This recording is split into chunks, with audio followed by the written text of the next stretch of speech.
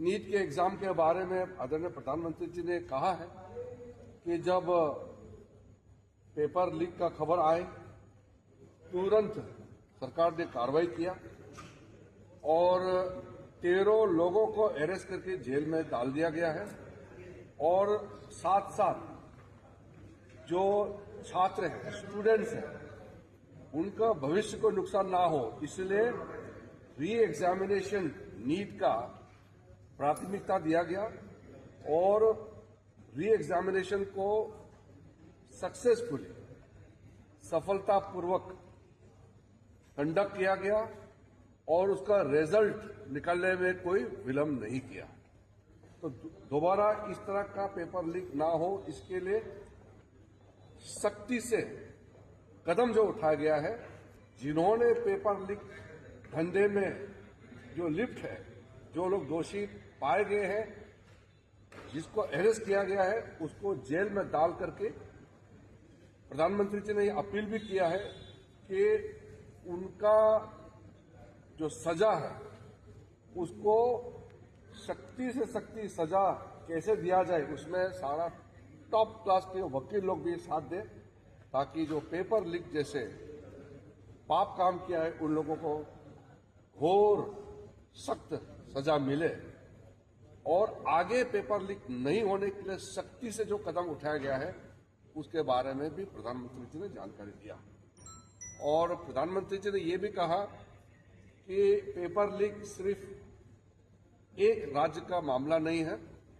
सिर्फ केंद्र सरकार का मामला नहीं, पूरा देश का हर एक राज्य में जहां जहां पेपर लीक करने में जो लोग लिप्त हैं, जो लोग इस धंधे में इन्वॉल्व है, जिन्होंने काम इस तरह का घिनौना किया है, पाप काम किया है, उनको सजा देने के लिए सब एकजुट होना चाहिए। ये कोई दलगत राजनीति का विषय नहीं है, ये देश का विषय है और युवाओं का भविष्य के साथ कोई खिलवाड़ नहीं होने के लिए और खिलवाड़ नहीं करने देने के लिए सख्ती से कदम भी उठाए, सजा भी दे दोषियों को और फिर फुल प्रूफ सिस्टम काम जो अभी कर रहे हैं उसमें भी सब मिल करके करें, इसको प्रधानमंत्री जी ने बल दिया है। और साथ में अभी जो मानसून सत्र चल रहे हैं उसमें पूरा एनडीए सकारात्मक भूमिका निभाएंगे। हम देश के लिए जो भी बिल्स बिजनेस लेके आए हैं इसके लिए पूरा एनडीए एकजुट होकर के हम इसको पारित कराएंगे और हम विपक्ष के साथियों से भी हम अनुरोध करते हैं कि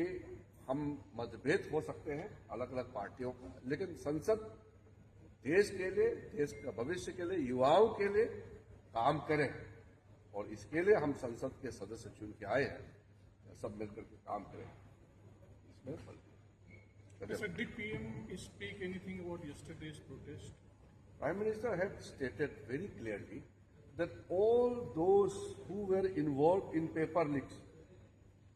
in the recent NEET paper leaks, are arrested. 13 of them are